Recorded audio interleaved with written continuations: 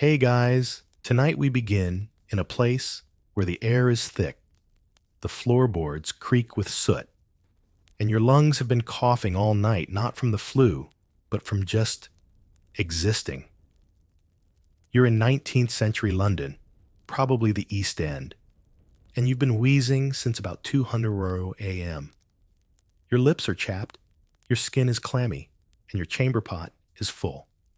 Delightful. And yet, this is not your biggest problem. Your body is doing that thing where it feels too hot and too cold at once, and when you try to sit up, the room tilts to one side like a cheap stage set. Fever, fatigue, a rattle in your chest that sounds like someone stirring porridge in a tin bucket. You think maybe I need a doctor. And just like that, your fate is sealed. Because in Victorian England, that might be the most dangerous decision of your life. So before you get comfortable, take a moment to like the video and subscribe, but only if you genuinely enjoy what I do here. Let me know in the comments where you're tuning in from and what time it is for you. Now dim the lights, maybe turn on a fan for that soft background hum, and let's ease into tonight's journey together. You shuffle out of your bed, a burlap sack stuffed with horsehair peppered with lice, and put your feet on the cold floor. The coal dust from last night's fire has mixed with the condensation on the window, creating a gray ooze that drips onto your only pair of boots. You don't have socks. Your undershirt hasn't been washed since Michaelmas. And as you pull on your jacket, you notice the scabs on your forearm from scratching through the night. Likely bed bugs. Possibly scurvy. Definitely Victorian. The nearest doctor, if you can call him that, has a practice 2 streets over. It smells like carbolic acid and damp wool, and the sign outside reads surgeon and apothecary, as if the ampersand alone should inspire confidence. Inside, the wallpaper peels the lighting as gas, and there's a faint hum, either a fly trapped in the walls or something far more alive than you'd like to imagine. You sit in a wooden chair and immediately regret it. It's sticky. Not from syrup, no. From history. The kind of sticky that makes you shift in your seat, hoping the back of your thighs don't absorb any memories. The doctor appears. He is wearing a stained waistcoat, his spectacles fogged, and his beard smells faintly of gin and powdered opium. His hands are unwashed, which you will later realize is the least alarming thing about them. He puts a wooden tongue depressor in your mouth, unsterilized, obviously, and squints at your tonsils. Bit inflamed, he mutters. Likely phlegmatic imbalance, perhaps humoral excess. That's Victorian, for I have no idea, but it sounds smart. Now here's the historical fact of the day. The Victorian medical world still clung to humoral theory, the idea that illness stemmed from imbalances in your body's 4 humors, blood phlegm, black bile, and yellow bile. Yes, by 1850, germ theory was emerging, thanks to clever folks like Semmelweis and Snow. But most everyday practitioners still believed disease came from bad air and spiritual misalignment. Science was there waving politely, but superstition was still in charge. And here's the twist. Your symptoms, had you been diagnosed correctly, might point to a simple chest infection, maybe early-stage pneumonia. In today's world, antibiotics rest and fluids. In this world, he prescribes bleeding. Yes, you'll be losing blood soon. On purpose.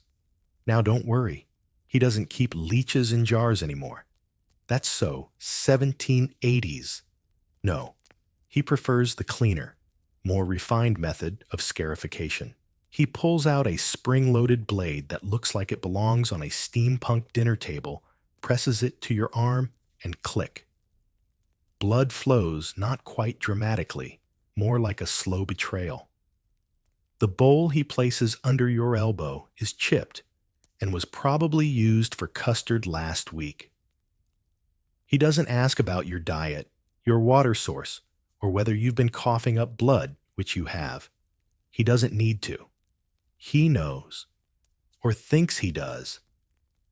Now here's your quirky tidbit. Victorians sometimes kept track of illness with urine charts matching the color, smell, and taste of your pee to various afflictions. Yes, taste. Some doctors would literally sip a sample to determine if you were diabetic, and they were proud of it. Sweet like honey, they'd say, as if that were a compliment and not a sugar-induced death sentence. Once the bleeding is done, and you're slightly more anemic than when you walked in, he recommends rest and a tonic. The tonic is mostly laudanum, a mixture of alcohol and opium beloved across the British Empire. It will dull the pain, knock you out, and if you're unlucky, stop your breathing. The doctor hands you a brown bottle with no instructions beyond sip when needed. It's the Victorian equivalent of a prescription label that just says YOLO. Outside, the fog is thicker than before, but it isn't fog. It's coal smoke. The great stink might not be in full swing yet, but the Thames is already a sluggish ribbon of filth, and every breath you take tastes like chimney soot and rat sweat.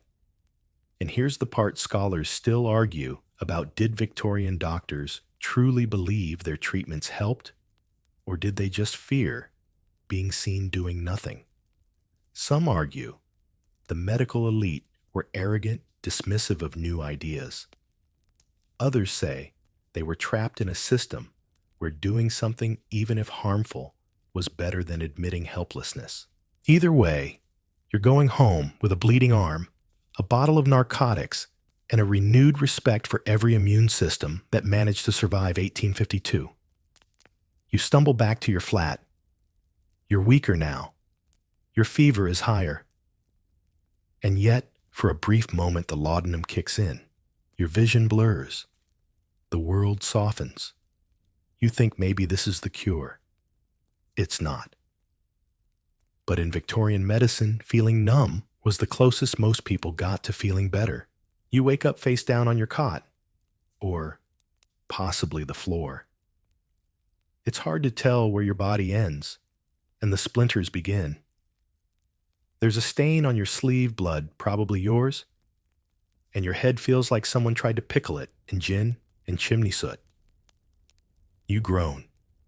Your mouth tastes like a candle died in it. The fever is worse, but you're still alive, which is impressive considering what's coursing through your veins. Laudanum, remember, that brown bottle of relief prescribed yesterday. You took a sip, then maybe another. Then, well, who can say? The label didn't specify, and the Victorian attitude toward dosage was more of a suggestion than a science. You try to sit up, but your arms are jelly. Your chest rattles. Your back aches. And worst of all, your landlady knocks on the door with a voice like gravel dipped in vinegar. "Doctor's here again," she rasps. "He says you might need bleeding." Again.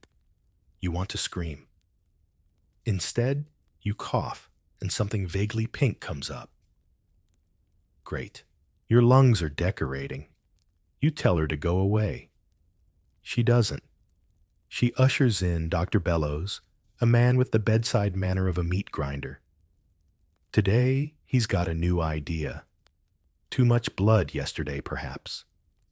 Let's try balancing your bile. This is Victorian logic. If one wrong treatment doesn't work, try the next wrong one. Which brings us to today's special purgatives. Yes. Laxatives. Enemas. Diuretics. Substances designed to purge your body of imaginary toxins by making you violently void every last drop of dignity. You're handed a powder. You sniff it. It smells like someone scraped rust off a shipwreck and added a hint of old cabbage. You ask what it is. He says, calomel. Here's your historical fact. Calomel is mercury chloride. Yes, mercury, the thing in thermometers that we now know causes irreversible organ damage. In Victorian times, it was handed out like Tic Tacs. It cleansed the system, supposedly. What it actually did was rot your gums, ruin your kidneys, and sometimes induce total delirium. But hey, your bowels are moving now, involuntarily. You don't make it to the chamber pot. Let's leave that there. Now here's a fringe tidbit.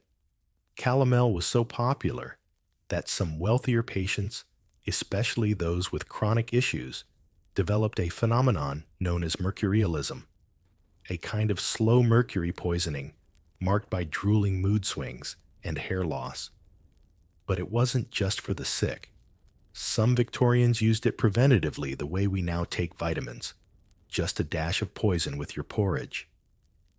You're not wealthy. Your version is powdered in an old tin spoon and served with a cup of what the doctor calls mild broth, but is actually lukewarm water with a scrap of beef gristle floating in it. You try to drink it. Your stomach rebels. Welcome to purging Victorian style. And now, we get to bleeding's best friend, vomiting therapy. Doctors believed the body had to be kept in constant balance, and if one end was leaking too much, like your nose, the other needed to follow suit. So if your cough didn't improve after mercury, it was time to induce vomiting. Your doctor produces a tiny bottle labeled antimony tartar emetic. You don't know what it is.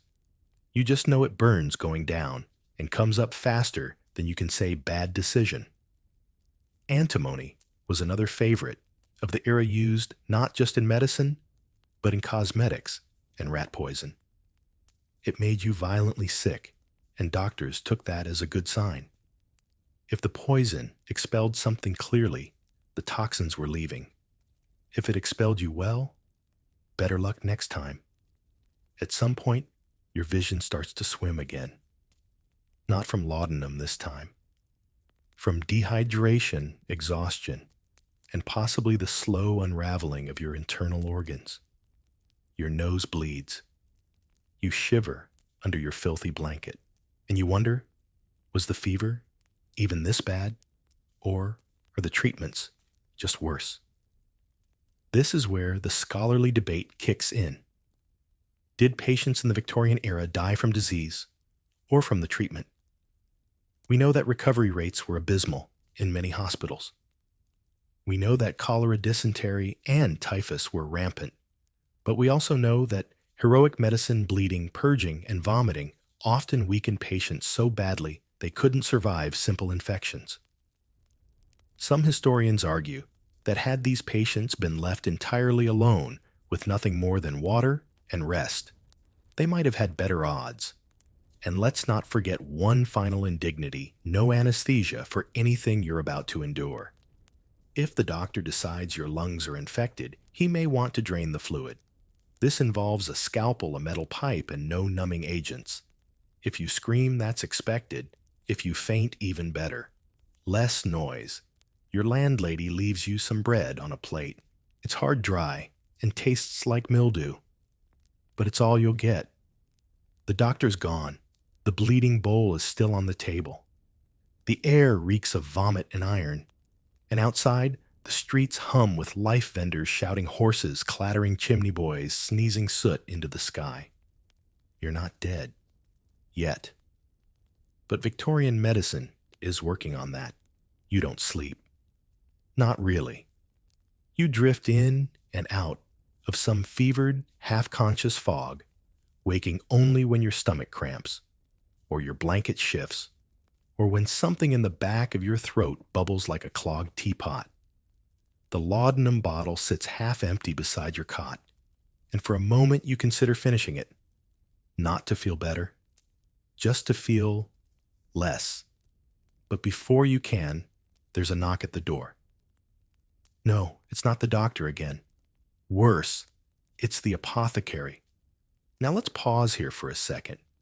You might imagine apothecaries as kindly old men in waistcoats fiddling with dried herbs and muttering Latin phrases as they grind fennel seeds for indigestion. Some were like that. But many Victorian apothecaries were just enthusiastic amateurs with access to chemicals and a strong belief in the healing powers of arsenic. Today, you've been sent a special tonic, a restorative. Your landlady says, her eyes wide with concern, but also a touch of excitement, like someone watching a horse race in which the horse is on fire. She sets the bottle down beside you. It's thick, dark, and smells faintly of licorice and death. You ask what's in it. She reads from the label, tincture of gentian root, belladonna, extract arsenic trioxide laudanum, and peppermint oil. A festive little blend, really. Here's the official historical truth. Arsenic was widely used in Victorian medicine. It was believed to have tonic properties good for skin diseases, malaria, and general ennui. It was included in Fowler's solution, a popular over-the-counter elixir that people sipped like tea. Of course, side effects included vomiting, paralysis, and organ failure. But again, better than doing nothing right. You take a sip. It burns. Not the way whiskey burns. The way regret burns. You feel it crawl down your throat, like liquid fire settle in your gut, and begin rearranging your innards into origami shapes. The worst part, you don't even argue. You're too tired, and everyone else is doing it. Your neighbor, the one who screams at pigeons, swears by arsenic rubs for his arthritis. And that old woman down the street, she drinks a little belladonna each morning to keep her eyes wide and her skin pale. Victorian beauty, tip dead, is the new attractive. Let's talk about that for a moment. In this era, being pale meant being rich. Being rich meant not working outside. So people, mostly women, applied lead-based creams to their faces. Lead. It gave them that lovely waxen complexion, while also slowly poisoning them from the outside in. Their gums turned blue. Their teeth fell out. Their hair thinned into wispy halos. But by God, they looked ethereal doing it. You're not interested in looking ethereal. You're interested in breathing without pain. But instead, the arsenic tonic begins to work its Victorian magic. Your pulse quickens. Your ears ring. You sweat through your already damp shirt. And somewhere in the next hour, your nose starts bleeding again. You remember reading about tonic pick-me-ups in the newspaper, advertisements that promised miracles, restore your vital forces, banish melancholy, cleanse the blood.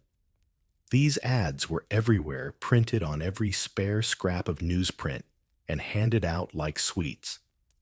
What they didn't say was that many of them contained cocaine chloroform, or strychnine, all perfectly legal, all enthusiastically consumed. This brings us to your fringe historical tidbit. One of the most popular Victorian nerve tonics was called Dr. Williams' Pink Pills for Pale People, a real product often prescribed for everything from anemia to hysteria. They were little pink pills that contained iron and strychnine. Yes, strychnine, a poison that stimulates your nervous system until you spasm, and if the dose is right, die twitching. Somehow, they were mass-marketed for decades. The Victorian era had a complicated relationship with death.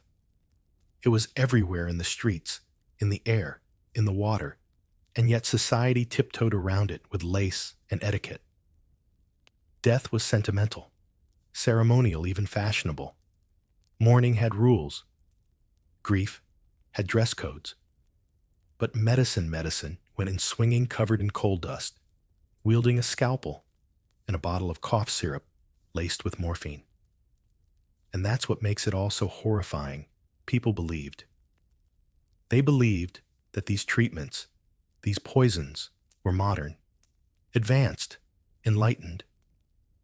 If it hurt, that meant it was working. If it made you vomit sweat and hallucinate a glowing cardinal in the corner of your room, well, maybe the devil was leaving your body. There's debate among scholars about whether these treatments truly reflected a medical consensus or were more the product of popular culture. Some argue that by the mid-1800s, real medical reform was underway. Florence Nightingale's efforts in hygiene, Joseph Lister's early antiseptic methods, and public health legislation all point to improvement. But for ordinary people like you, the poor, the rural, the unlucky, you got arsenic and hope. Mostly arsenic. Back in your room, the bottle's nearly empty. The bleeding has slowed, which might be good, or might just mean your blood pressure is so low that gravity has given up. Your fingers are cold. Your toes feel numb. And as you close your eyes, the world tilts again. You feel very far away and very close to something else. Maybe tomorrow the doctor will bring something new. Maybe a poultice made of pigeon droppings, or maybe a nice hot mustard plaster across your chest. They say that one's good for drawing out fever. Or was it for branding cattle? Hard to say. Either way, you're in bed, not dead. And in Victorian England, that's considered a win. Morning comes again. Not that you slept. You lie still for a while, listening to the drip of condensation on your windowsill, and the faint rattle in your lungs that sounds suspiciously like a teacup full of gravel. Your mouth is dry. Your stomach is empty. And your bowels are cautious. You feel like a battlefield where several kinds of medicine had a duel and nobody won. You know what would be great right now? A doctor who's actually qualified. Instead, you've got Mr. Mallory down the street who hangs a placard reading doctor above his door and occasionally sells boot polish out the back. He's the most affordable option, which is Victorian for barely legal. You shuffle down to his office, which also sells wallpaper, and he greets you with a smile too wide and hands that smell like glue. Here's the real problem. Anyone could call themselves a doctor in Victorian England. Yes, the Medical Act of 1858 tried to regulate things, but it wasn't exactly a success overnight. Before that, medicine was a free-for-all.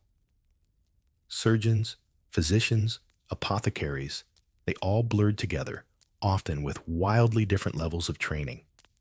You could attend a few lectures, dissect a cadaver or two, buy a fancy coat, and voila, you were open for business. And it gets worse. Many of the most respected medical men weren't certified through rigorous exams. They were licensed by way of wealth connections or sheer arrogance. That man removing your tooth with pliers might have failed out of barber school. That guy prescribing chloroform to your coughing child might have read about it in a newsletter between horse races. You sit on Mr. Mallory's table. He examines your tongue, sniffs at your forehead, then nods sagely. You're depleted, he says. Fluids too thin. We'll try a galvanic application. You blink. Galvanic. This is where things get electric, literally. In the Victorian age, electrotherapy became all the rage. Doctors believed electricity could jumpstart sluggish organs, cure paralysis, and most charmingly, restore male vigor. You're not sure what that means, but the way Mallory is eyeing your chest does not inspire confidence. He pulls out a strange brass device with wires and a small crank. It looks like something you'd use to interrogate a pirate. This, he says proudly, is a pulvermacher chain. You don't want to know what that is, but he insists. The device is wrapped around your arms. The crank is turned. A jolt runs through your body, like licking a battery dipped in vinegar. Your teeth clack. Your fingers twitch. Your vision goes a bit sideways. That's the healing starting, he says. Now here's the fringe historical tidbit. Many Victorians bought personal galvanic belts, straps of wires, and metal plates worn under clothing to provide gentle stimulation throughout the day. They were sold as treatments for neuralgia, depression, and let's not mince words, male weakness. Some belts even had small batteries hidden in leather pouches. Imagine walking around with an electrified jockstrap in 1870. Back in the clinic, your hair is standing on end. And Mallory is now humming a tune while preparing a mustard plaster, just to draw the phlegm out, he says. The plaster is hot, sticky, and smells like something you'd scrape off a pub wall. It's slathered across your chest, right where the electrical burns are still tingling. Then come the coughs, deep rattling ones that leave you breathless and wondering if your rib just cracked. Mallory doesn't flinch. Good. The congestion is breaking up. You try to speak. You cannot. Your tongue is numb. Now let's get into something darker. One reason these self-proclaimed doctors flourish desperation. When your child is dying or your spouse is hallucinating from typhus, you don't care if the man helping has a diploma. You just want help. And sometimes the illusion of care feels better than the truth of helplessness. This leads us to a point historians still debate: were Victorian quacks malicious or simply misguided? Some certainly profited off misery, selling fake cures to the desperate. But others may have truly believed they were helping. There was no standard curriculum, no reliable data, just guesswork tradition, and a lot of very confident mustaches.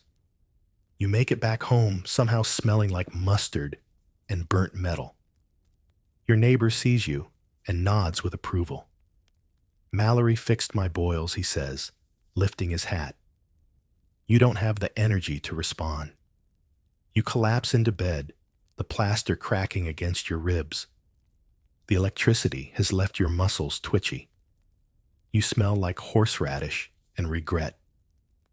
But for now, the coughing has eased slightly. Or maybe your throat has just given up. You lie still and wonder how much worse it can get. Spoiler, we haven't even reached the surgery chapter yet. The next day begins with screaming, not yours. This time, it's the tenant below you, a chimney sweep's widow, who slipped on the stairs and broke something that sounded important. There's a commotion outside, a cart being dragged through sludge, and a boy shouting, "Bring the Sawbones," like he's inviting a butcher to a wedding. You try to roll over, but your back protests. Everything hurts. You're shivering again. The fever's returned. The coughing's worse. You feel like you're dissolving. So today, we go nuclear. Today, you get surgery. And not the sleek, sterile kind with scrubs and blinking machines. No. We're in Victorian England, where speed is the most valuable surgical skill, and the smell of your last patient still lingers on the instruments. You're loaded onto a creaky wagon, with straw for cushions if you're lucky, and carted through narrow cobbled streets. The air is thick with soot and manure. By the time you reach the hospital, you're not sure if it's the fever or the ride that made you faint. And now the operating theater. Yes, theater. Because this is also a performance, a spectacle. You are wheeled in front of a crowd of students and observers, their collars starched and their notebooks ready. No privacy, no dignity. Just you in a cold room, staring up at wooden rafters, while the doctor in a bloody apron steps forward with a saw. Here's your historical fact. Before anesthesia became widespread, in the 1850s, Victorian surgeries were performed fully conscious. Amputations were common, and a good surgeon could remove a limb in under 3 minutes. The goal wasn't finesse, it was survival of both the patient and the audience's attention span. They strap you down, literally. Leather belts across your chest, arms and legs. The assistant holds your head. You're offered a leather strap to bite. You decline. Mistake. The doctor mutters something about deep infection and rot. You feel the cold metal touch your skin, and then the blade sinks in. It's impossible to describe pain on this level. It's not just sharp, it's primal. The kind that rewires your brain. You scream, you buck, you try to flee the moment with your mind, but it's anchored in your flesh. The students above take notes. One vomits. He's new. You smell your own blood. You hear it hit the floor. The saw grinds through bone like someone's filing a church pew. You pass out before the stitches even begin. Now here's your fringe. Fact: one of the most famous Victorian surgeons, Robert Liston, was known as the fastest knife in the West End. In one legendary surgery, he amputated a patient's leg in under 30 seconds, accidentally also slicing off 2 of his assistant's fingers and cutting a spectator's coat. All 3 men died. It remains the only surgery in history with a 300% mortality rate. You awaken later in a recovery room, which is just another term for a hallway, where groaning patients lie on benches swatting flies with their eyelids. Your wound is wrapped in linen that hasn't been boiled. The air is heavy with the iron tang of blood and the sweeter rotting scent of gangrene. The doctor visits briefly. He's proud. The surgery went as planned. Your odds of infection, not discussed. That's because antiseptic methods only just started catching on thanks to people like Joseph Lister, yes, like the mouthwash who began promoting carbolic acid in the 1860s. But many surgeons rejected the idea of cleanliness as fussy or feminine. They prided themselves on blood-stained frocks. The more stains, the more experienced. Historians still debate why was antiseptic so slow to catch on, despite the mounting evidence. Some blame tradition. Others point to institutional inertia. But mostly the idea of invisible germs just felt abstract. Blood you could see, dirt you could brush off. But microbes, that sounded French. You lie there for hours, days drifting in and out. The bleeding has slowed. Your bandages itch. Someone nearby is sobbing. Another man, his leg freshly gone, hums softly. You wonder if you'll walk again. Or if you even want to. Someone offers you a sip of laudanum. You don't say yes. You just drink. Because right now, painkillers are the only form of mercy Victorian medicine allows. You make it home 3 days later. Somehow. The wheelbarrow ride was rough. You think the man pushing you was drunk or blind, or possibly both, and by the time he dumped you on your front step, you'd lost all feeling in your legs and most of your remaining dignity. The landlady didn't scream. When she saw the bandages, just sighed as though you'd tracked in mud again. Now, lying on your makeshift mattress, you try to breathe through the crusted linen wrapped around your torso. It smells faintly of old meat and vinegar, which you pray is from the dressing and not your actual insides. Your arm pulses in rhythm with your heartbeat. That's probably bad.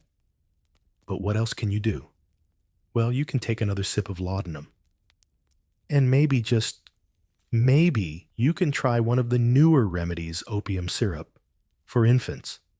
Yes, infants. You see, one of the most advanced medical conveniences in the Victorian era was the proliferation of pre-mixed over-the-counter solutions that could be purchased without a prescription.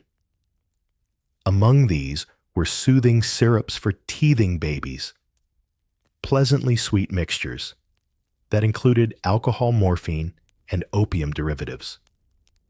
Here's your historical fact. Mrs. Winslow's soothing syrup, perhaps the most famous of its kind, was advertised as a mother's best friend and sold widely throughout the UK and America. It quieted babies, calmed coughs, and, oh yes, killed them.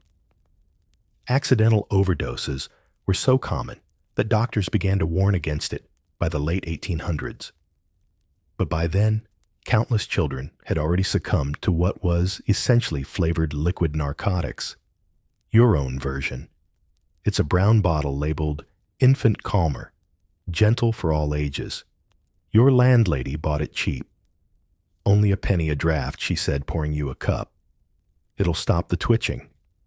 You take a sip. The twitching stops. You're floating again. The taste is cloying sweet, but with an unmistakable undercurrent of something darker, bitter, oily, and slightly metallic. You try not to think about what's in it. If it works, does it matter? But then you remember something. A girl from your tenement, 12 years old, took a similar syrup for her whooping cough. She slept for 2 days. Then she never woke up. The line between medicine and poison is thin here. Whisper thin. And nobody's measuring anything. Doses are guesses. Teaspoons are heaped. And your weight, age, and general health aren't even part of the equation. You close your eyes. And for a while, the pain softens. But when you wake again, hours later, maybe days, something else is wrong. Your stomach is locked in knots. Your limbs feel waterlogged. And your eyes sting as if someone dusted them with chimney ash. You've stopped coughing. But you've started shaking. You're addicted. That's the quiet truth about Victorian painkillers. They didn't just numb pain. They numbed everything. The body, the mind, the spirit. And once you started, it became very, very hard to stop. Which brings us to today's fringe tidbit. The upper classes were just as addicted, perhaps more so. Wealthy Victorian women were prescribed laudanum for everything from menstrual cramps to mild sadness. Men took cocaine lozenges for energy and morphine for melancholia. Queen Victoria herself reportedly used chloroform during childbirth, an enormous scandal at the time. But you're not royal. You're just one of thousands curled up on a piss-stained mattress trying not to throw up your liver while chasing 5 seconds of peace. Your landlady peeks in. Still alive, then she says, not unkindly. She sets down a bowl of broth. You're not sure if it's soup or bath water. You drink it anyway. You've heard stories of addicts in the workhouse, gaunt, hollow-eyed men who'd trade their last tooth for another drop of tincture. No one knows their names. No one writes their deaths down. They disappear quietly, erased by medicine that promised miracles. And now, the historical debate. Was the Victorian reliance on narcotics a symptom of ignorance or a deliberate tool for social control? Some scholars argue that doctors genuinely didn't understand the long-term effects. Others suggest that the numbing of the lower classes was convenient. Quiet patients, submissive workers, a society lulled into obedience by a warm, woozy bottle. Whatever the reason, the result was the same silence. And so, you lie there, woozy, feverish bleeding beneath your bandages, and slowly understanding that healing is not the goal. Not really. Relief is. Or the illusion of it.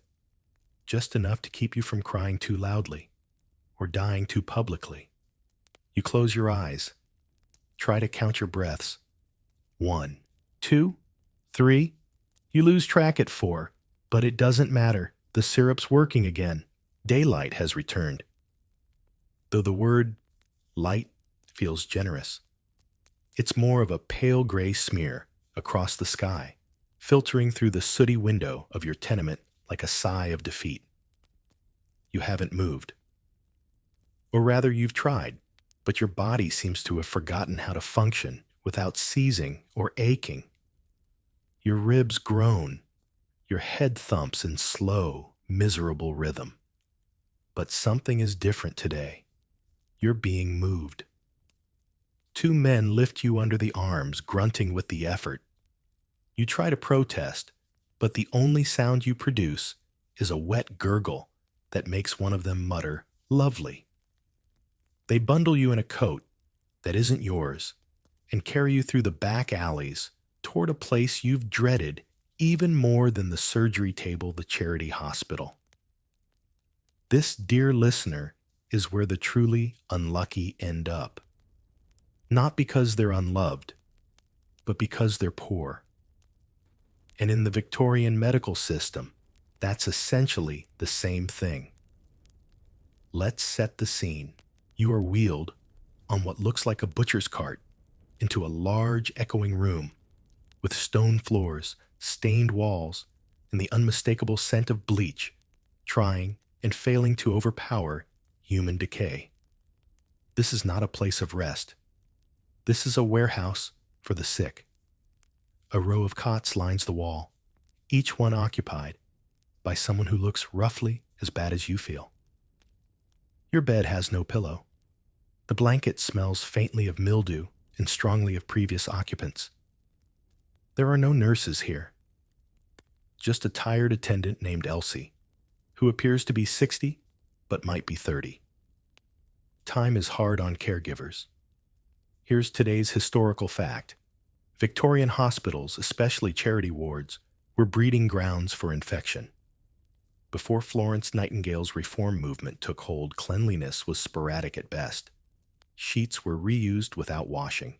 Surgical tools were wiped with cloth and reused within minutes. Pus, gangrene, and open wounds all coexisted happily in the same room. You notice the man beside you is missing a foot. He's chewing a piece of bark and blinking slowly. The girl across from you is maybe 13. She has a bandage over her eye and keeps whispering to a doll with no arms. There's a sound from down the hall, a hacking liquid cough followed by the sound of someone spitting into a bucket, then silence. You wonder how long you'll be here. Elsie appears again with a tin cup and a spoon. She tells you it's broth. It looks like ditch water with a personality disorder, but you sip it because the last thing you ate was an arsenic tonic and a bite of rat-nibbled toast. It's warm. That's something. And now a moment of irony. The people least likely to survive these hospitals were the ones brought in to be saved. There's a word for it, hospitalism. That's right. People often died because they entered the hospital not in spite of it. Once inside, they caught new infections, became malnourished, or simply gave up. Scholars still argue over how much of this was due to overcrowding versus lack of hygiene. Some say hospitals did their best given the resources. Others point to horror stories, patients left in their own waste surgeons, too drunk to operate instruments with visible rust. Either way, mortality rates soared. You spend the afternoon staring at the ceiling. Occasionally someone screams. Occasionally someone stops. That night you're given a new treatment, a poultice. It's made from bread milk and something vaguely herbal. It's hot, sticky, and smells like a foot bath. Elsie slaps it onto your chest with all the tenderness of someone buttering toast. It'll draw the illness out, she says. Here's your fringe. Historical tidbit poultices were sometimes made from boiled onions, goose fat, or animal dung. Yes, dung. Applied directly to the skin in the belief that it would pull infection from deeper tissues. Whether this worked is, let's say, questioned by modern science. You lie there steaming like a compost pile. Your skin itches beneath the paste. You can't cough properly. Your limbs are numb. You feel as though you're slowly being turned into a Victorian stew. Across the room, a man begins to recite a prayer, not loudly, just enough to be heard over the wind outside and the quiet snuffling of dying lungs. The room smells of iron and vinegar and exhaustion. You begin to drift not into sleep exactly, but into that space between awareness and escape. A place where pain still exists, but your body no longer belongs to it. You float. In the morning, someone will shake you awake. Or not. But for now, the hospital holds you in its weary, indifferent arms. Not with healing, not with hope, just containment. When you wake, it's still dark. Or maybe the window's just too dirty to tell. The air is colder now, sharp with that early morning damp that sticks to your skin like regret. You shift on your cot, and the poultice peels away from your chest with a sound like tearing paper. It's grown stiff overnight, crusted with something you hope is just milk and not whatever's leaking from your lung. You're not better, but you're not dead. Which means you're still eligible for more Victorian medicine. Today, you're told your illness might be in the air. Not metaphorically, literally. You've inhaled something bad, maybe the foul fog drifting from the river, or the stench rising from the open sewer behind the butchers. Whatever it is, the cure is simple fresh air and flowers. That's right. We've entered the glorious world of miasma theory. Here's your official historical fact. Before germ theory became widely accepted, most Victorian doctors believed disease was caused by miasma or bad air. Noxious fumes, rotting smells, and damp fogs were seen as the invisible assassins of health. Cholera, typhus, even tuberculosis, all blamed on atmosphere, not microbes. And so, the treatment was not antibiotics. They didn't exist, nor soap, questionable at best. It was air purification Victorian style. This meant throwing open windows regardless of temperature, and surrounding you with flowers, herbs, and anything that smelled better than you. You're lucky. Your ward has a potted geranium. One. It's been dead since Michaelmas, but someone has painted its leaves green. You appreciate the effort. You're also handed a sachet of lavender and vinegar-soaked cloth. Hold it to your nose when the smell gets bad, Elsie says. You ask what smell. Then the wind shifts. Ah, that smell. A mix of gangrene, rotting cabbage, and despair. The lavender helps, barely. And now comes the real showstopper fumigation. Once a week, the hospital is cleansed by burning sulfur in braziers and wafting it through the corridors. The smoke is choking, eye-watering, and likely to do more damage than the disease it's meant to cure. But it smells aggressive, which in Victorian terms meant healthy. Outside the city is blanketed in yellow-gray fog, a thick soup of coal smoke, horse manure, and industrial belch known as London particular. It seeps through windows, under doors, into lungs. But to the doctors, the real danger is the smell, not the soot.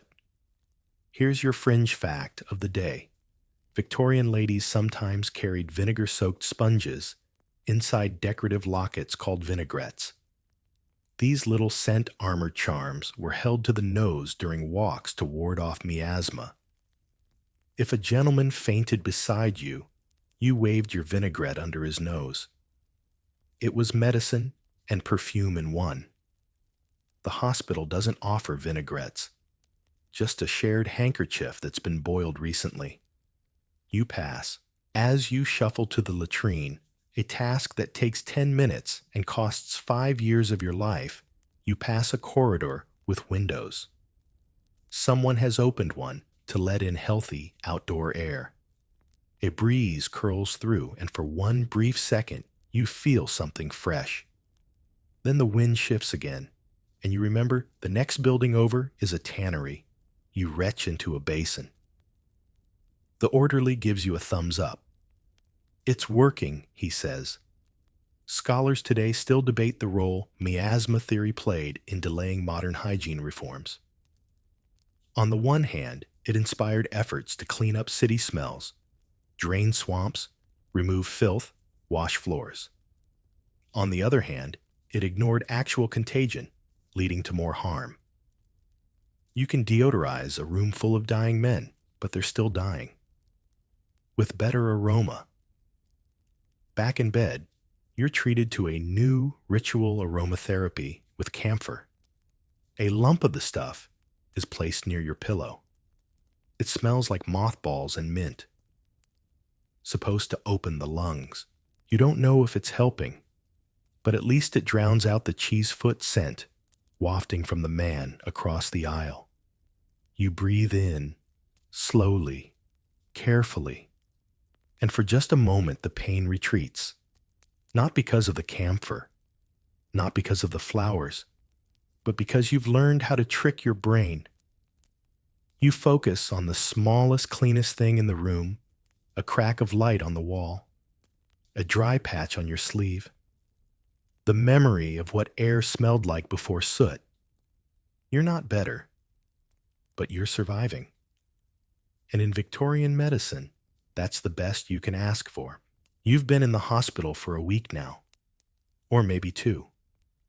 Time has collapsed into a cycle of coughing, sweating, and being force-fed things that shouldn't legally be classified as food. Your wound is scabbing. That's good. Probably.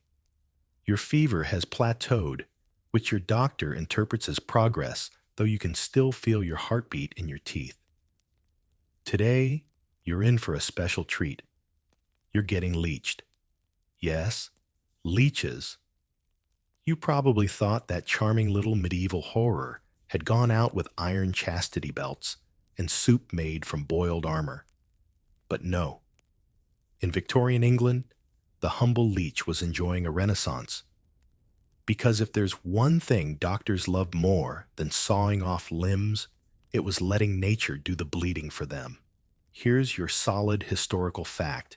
Victorian medicine used leeches on nearly every condition imaginable, from black eyes to bronchitis and even hemorrhoids. Some hospitals employed leech specialists whose entire job was to store, monitor, and apply these wriggling medical interns.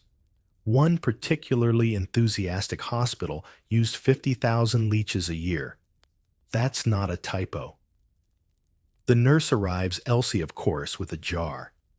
Inside it, they squirm like oily punctuation marks, their little suckers questing for your warmth. You try to back away, but the cot's too narrow, and your muscles are still staging a protest. Hold still, she says. They sense fear. That's comforting. One leech is pressed to your wrist, another to your neck. 2 more along your chest, where the infection still lingers like a ghost in the rafters. They latch on with disturbing enthusiasm. It doesn't hurt at first. It's more of a tickle. But then you feel the slow draw of blood, the greedy slurp of a creature that has no teeth but plenty of ambition. The nurse hums while she works. You stare at the ceiling and try not to think about what's clinging to your flesh. One of them falls off early. Lazy bugger, she mutters, slapping it back on. You feel oddly offended on behalf of your bloodstream. Here's your fringe tidbit. Some Victorians kept leeches at home in decorative jars, almost like pets ready to apply in case of headache, swelling, or melancholy. The wealthy might even have a leech decanter in the medicine cabinet. Nothing says refinement like sipping sherry next to a bloodthirsty annelid in a crystal bowl. When the leeches are full, they detach bloated and dazed. They're dropped into a small basin and taken away, presumably for retirement or reuse. Yes, sometimes they were reused. Sanitation was a mood, not a mandate. Your arm keeps bleeding. That's expected. Leeches inject a bit of anticoagulant hirudin. It's called that keeps the blood flowing long after they're done. You wrap the wound with linen and wonder how much fluid you've lost today. No one tells you. They just bring you tea, without sugar, because you know budget. You try to sit up. Bad idea. The room spins like a lazy carousel, and the walls do this charming getting closer trick. You lie back down, gritting your teeth. Weakness means healing, someone tells you. That seems suspicious. Now let's talk about the science, or the lack thereof. In truth, leeches sometimes did help, mostly by reducing local blood pressure or swelling. But more often, they were prescribed simply because they were fashionable. Bleeding had fallen out of favor with scalpels and bowls, but leeches were quaint, natural, organic even, like a Victorian goop product. Some doctors questioned the efficacy. Others didn't care. As long as the patient looked treated, that was enough. Which brings us to the scholarly debate. Did leeching persist because of tradition or because of patient expectation? Some argue doctors feared losing authority if they didn't do something, even if it was mostly symbolic. Others believe the popularity of leeching was driven by patients themselves who felt reassured by the visible drama of blood loss regardless of its benefit. You just want to stop itching. Because here's the part, no one tells you after the leeches fall off the wounds, itch like mad. The hirudin lingers, the skin swells, and your whole arm feels like it's being nibbled by invisible mice. You can't scratch. You try. Elsie smacks your hand. Leave it be, she warns. That's how infection starts. That's ironic, you think. Because in here, infection isn't a possibility, it's a given. You settle into your cot again, staring at the ceiling, where a small crack has begun to resemble a leech in profile. You blink. It's still there. Maybe your fever's rising. Maybe your brain is just tired of trying to make sense of this century. Outside the ward, you hear the clatter of boots and the distant jingle of harness bells. Somewhere, another cart arrives with another patient, another body in need of treatment. You wonder if they'll get the same bloodsuckers you just fed. And for a moment, you think if the leeches are helping, does that make them the most competent medical professionals in the building? You laugh softly, and it hurts. By the time they remove the last of your bandages, your skin is a patchwork of scabs, bruises, and faint crescent marks where leeches left their delicate kisses. The wound on your side has scabbed over in what you hope is a good way. The doctors say the infection is settling. Not gone, not cured. Just no longer rising like bread dough in the heat of your fever. You're declared fit enough to leave, which is Victorian, for we need the bed. And so you're released, if released is the word for being handed a chipped cane wrapped in a moth-eaten shawl and pointed toward the door like a stray cat that's eaten its final bowl of porridge. Out you go, into the glorious streets of London. The air is damp, thick with soot, and that familiar sweet sour tang of horse manure and chimney soot. Your eyes sting. Your legs barely work. You shuffle like a man 3 times your age. People pass you on all sides, fast, loud, coated in the same invisible film of industrial sadness. And you realize something, you are now a Victorian outpatient, which means you're responsible for your own follow-up care. Lucky you. Let's talk about what that entails. First, you need to visit an apothecary to get your prescriptions filled. You stop at a shop that looks like it once sold teacups and now specializes in despair. Shelves are crammed with dusty bottles labeled elixir of vitriol, tincture of iron, and soothing spirits. You request something for the pain. He hands you a vial of chlorodyne. Here's your historical fact. Chlorodyne was one of the most popular over-the-counter remedies in Victorian Britain. It was a universal medicine used for coughs, cramps, colic, insomnia, and even cholera. Its main ingredients, chloroform cannabis morphine and treacle, like a drug cocktail shaken in a teacup and sold with a wink. You ask how much to take. He shrugs. Until it helps. Very scientific. You stumble out with your bottle and sit on the nearest stoop. One sip, then two. Then, a floating sensation. The pain recedes. Your legs feel less like splintered oak. You stop noticing your surroundings entirely. By the time you come to, it's nearly dark. You've drooled down your shirt. Your fingers are sticky. A dog is sniffing your shoes. Welcome to post-operative Victorian survival. Now begins the aftercare, which mostly consists of herbal compresses, dietary advice, and strict moral recommendations. Let's begin with food. You return home barely and try to follow the doctor's notes. Light foods only. Beef tea, gruel, arrowroot biscuits. You interpret this loosely. Your landlady boils cabbage and bread crust in a bucket. You eat it. It tastes like boiled boot, with a suggestion of regret. Here's your fringe tidbit. Victorian invalids were often prescribed beef tea, which sounds hearty, but was actually a watery broth made by boiling beef shavings until they surrendered their will to live. It was considered both nourishing and elegant, despite having the nutritional density of paper. You lie in bed. Again. You cough. Again. You take another dose of chlorodyne. Again. It works. But now your hands tremble when you're not on it. Your heart races. You're sweating at night and waking with the sense that your own lungs are plotting against you. This is addiction. But you don't know that word. All you know is that this little bottle makes the day shorter and the night quieter. Which leads us to the real horror of Victorian medicine recovery. Wasn't the goal containment was? If you weren't contagious and weren't actively dying in a hallway, you were considered better. Never mind that your lungs are failing. Your kidneys are whispering threats, and your appetite has packed up and left without a note. There's debate among modern scholars about this discharge threshold. Was it economic pragmatism or medical neglect? Some argue hospitals had no choice.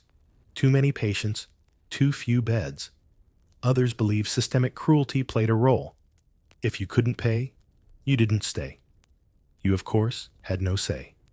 But now you're back in your bed, alone, with a bottle, a spoon, a bowl of gruel, and a fresh prescription for silence. The sounds of the street return, the rattle of wheels, the hiss of gas lamps, a baby crying next door. Somewhere, a street singer mangles a hymn. You cough again. Blood this time. But it's fine, because you're out of the hospital. And according to Victorian medicine, you've been healed. 3 days pass, or maybe 4. Time is a soft, shapeless thing when you're stuck between bed and bottle, floating through clouds of laudanum, spoonfuls of gruel, and the occasional hallucination involving your landlady's cat wearing a judge's wig. You cough, you shake, you sweat. But you're not in the hospital anymore, and no one's come to bleed you this week. So things are improving. Sort of. Today, a neighbor drops by with what she calls a healing friend. You hear the phrase and instantly fear another doctor. But no. This time, it's worse. This time, it's a homeopath. Now let's pause and clarify. Not all homeopathy in the Victorian era was complete nonsense, just most of it. At its core, the belief was that like cures, like meaning if a substance caused symptoms in a healthy person, extremely diluted versions of it might cure the same symptoms in the sick. Seems poetic. And that's about where the science ends. Here's your historical fact. Homeopathy was wildly popular in 19th century Britain, especially among the upper classes.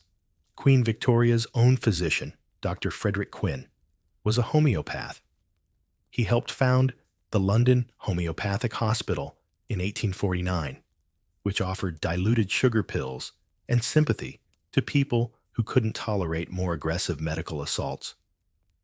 Your guest, Miss Tansley, carries a satchel full of tiny vials and speaks in hushed tones as if the bottles might overhear. She lays out her tools on your cracked windowsill, belladonna, arsenic alb, aconite nux vomica, each so diluted that the odds of a single molecule of the original substance remaining are lower than your chances of surviving the month. She hands you a pellet. It tastes like a chalky sugar grain. You wait. She watches. Nothing happens. She beams. That means it's working. Of course it does. Homeopathy in the Victorian era thrived partly because it didn't actively harm the patient. After decades of being bled, purged, and poisoned, people were understandably enthusiastic about remedies that didn't immediately cause vomiting. And with no standardized medical practices, homeopaths seemed gentle wise, and above all, clean. Here's your fringe tidbit. Some Victorian homeopaths diluted their medicines to the point of absurdity like 30C, which means the substance has been diluted 1 to 130 times. That's a 1 in a Google chance of even a single active particle surviving. At that point, you might as well be swallowing the idea of medicine. You take a few more pills because it's easier than arguing, and they're sweet. Which is more than you can say for the broth you had this morning, which may have included turnip water and old string. You lie back and try to feel grateful. Miss Tansley wraps your wrist with a red ribbon. For vitality, she says. You don't have the heart to tell her it's the same color as the blood you coughed up last night. And here's where we get into the scholarly brawl. Was homeopathy a harmless placebo or a dangerous distraction? Some argue it provided comfort, a sense of control, and kinder care. Others say it delayed real treatment or replaced it entirely with sugar wishful thinking and mysticism dressed in Latin. Back in bed, the pills tucked under your pillow, you can't tell if you're getting better or if you've just become very good at enduring. But let's not forget the Victorian obsession with the mind-body connection. Many believed that recovery was not purely physical, that illness could be nourished by sorrow or cured by cheer. So if you were still sick, perhaps it was your attitude that was rotten. That brings us to your next prescription: positive thinking. And yes, that's just as infuriating as it sounds. You're given a tract by a local clergyman titled The Cheerful Invalid. It suggests that laughter and prayer are more potent than potions. You cough violently as you try to laugh. Close enough. Your landlady peeks in. You look better, she says, which means you haven't screamed in your sleep this week. She offers a biscuit. You take it. It crumbles like chalk. Still better than beef tea. Outside, the fog clings to the rooftops like a weary blanket. A horse stumbles in the lane. A boy calls out for bread, or coal, you're not sure. The world spins on indifferent to your recovery. You're not well, but you've learned to seem well. And in Victorian medicine, that's often enough to be declared cured. It starts with a headache. Not just any headache, a sharp, burning pressure behind your eyes that pulses in time with your heartbeat and feels suspiciously like your brain is being squeezed through a stovepipe. You mention it to your landlady, who raises an eyebrow and says, "You're not a woman, are you?" Then she chuckles, but only a little. Because here in Victorian England, if you were a woman and mentioned discomfort, especially invisible discomfort, it wasn't called pain. It was called hysteria. And that diagnosis was a trapdoor. Here's your historical fact. Hysteria was a blanket term used to label nearly any emotional or physical complaint expressed by a woman in the 19th century. Anxiety hysteria, fatigue hysteria, grief after childbirth. Definitely hysteria. It was viewed as a specifically female affliction, stemming some believed from a wandering womb. Yes, you heard that right. A wandering womb. You don't have one, of course. But if you did, Victorian medicine theorized it could literally float around your body, causing mischief like a bored house cat. If it drifted too close to your brain, well, madness ensued. The solution: fragrant herbs, strong smells to lure it back down, or in extreme cases, surgical removal. But today, we're visiting someone else, a young woman down the hall from your lodgings, Eleanor. She's about 19, quiet, pale, and recently began having dizzy spells and episodes. You saw one yourself? She stood up too quickly, swayed, and collapsed like a dropped tea tray. No blood, no wound, just stillness. A doctor was called. He examined her wrist. Her eyes asked if she'd been menstruating. She blushed and nodded, then pronounced her hysteric. The treatment began at once, which is where things get dark. She was taken to a clinic where they started with cold water immersion, a brutal ritual, where women were dunked in freezing baths, repeatedly sometimes while bound, in order to shock the system into calm. You can hear her retching afterward, whispering through chattering teeth that the floor never stopped spinning. Then came isolation. Eleanor was removed from her family's quarters and placed in a private room. Curtains drawn. No books. No visitors. Just the sound of her own breathing and the occasional shuffling steps of a nurse delivering her next spoonful of nerve tonic. Here's your fringe tidbit. One Victorian cure for hysteria was pelvic massage, often administered by doctors, to induce paroxysms, a term that basically meant orgasm without saying the word. It was considered a medical procedure, not intimacy, and was so common that it eventually led to the invention of the early electric vibrator to save doctors' wrists. You cannot make this up. Of course, this wasn't offered to Eleanor. Her family couldn't afford the best treatment. Instead, she was prescribed quiet and more cold water, and a diet of thin porridge and whispered sermons about female modesty. The philosophy behind all of this was simple. Women were considered delicate, porcelain minds and fragile bodies. If they cried, they were unstable. If they were angry, they were dangerous. And if they rebelled, they were mad. There's debate among historians today about the exact nature of hysteria. Was it purely a tool for social control, or a misunderstood expression of legitimate mental health conditions?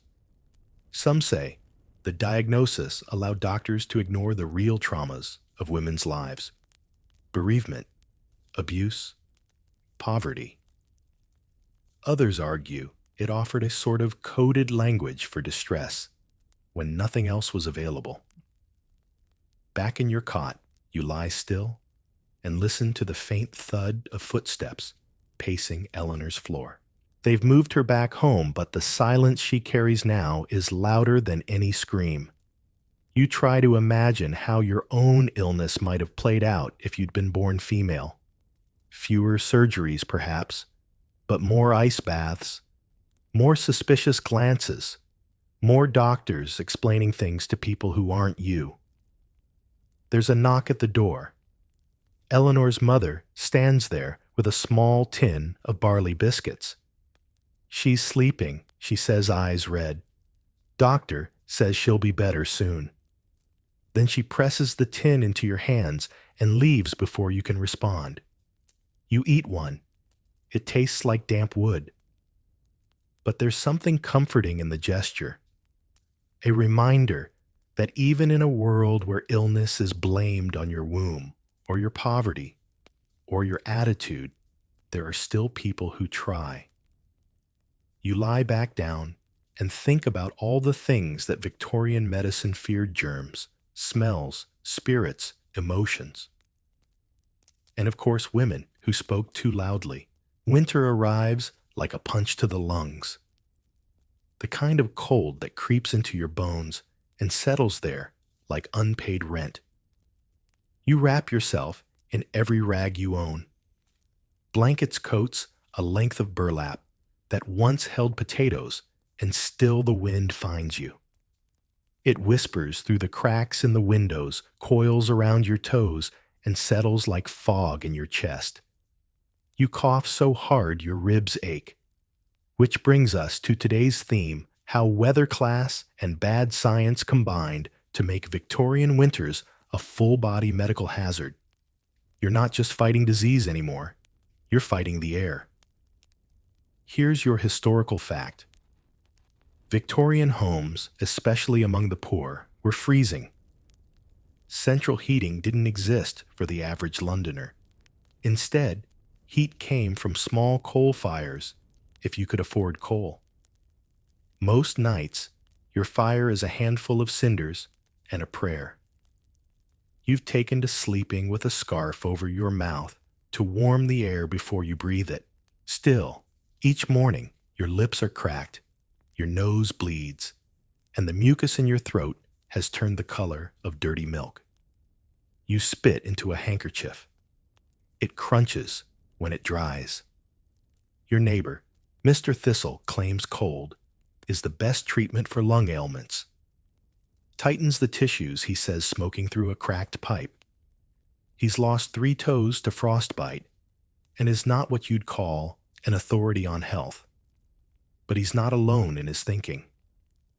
Victorian doctors often believed cold air was cleansing. Some prescribed winter walks for tuberculosis, encouraging patients to wrap up and take in the healing frost. Others warned against too much warmth indoors, fearing it bred idleness and sapped the manly spirit. Of course, no one says this while they're frozen to a piss-soaked mattress with their teeth clattering like dice. One of your fever dreams features a fire. Not a cozy one. A full-blown chimney blaze in the workhouse laundry room. You wake shivering not from fear, but from the bitter disappointment that it wasn't real. You shuffle outside one morning, wrapped in so many layers, you look like an overstuffed armchair. Your breath hangs in the air like an accusation. Children dart past you barefoot. Barefoot in January. Their noses are purple, their fingers red and cracked, but they laugh as they throw snow at each other. You try not to cry. Your tears would freeze. Here's your fringe fact. Some Victorians believe snow could purify the air by absorbing harmful vapors. City officials even claimed fresh snowfall helped balance the miasma in urban areas. Of course, it also made streets slippery, killed hundreds, and caused dozens of chimney collapses. But science. Back inside, you try to make your own hot drink. It's not tea, it's boiled water with a pinch of ginger and something your landlady insists is cinnamon, though it smells like floor polish. Still, it's hot. That's enough. That night, you try a new remedy, a heated brick wrapped in cloth placed at the foot of your bed to warm your feet.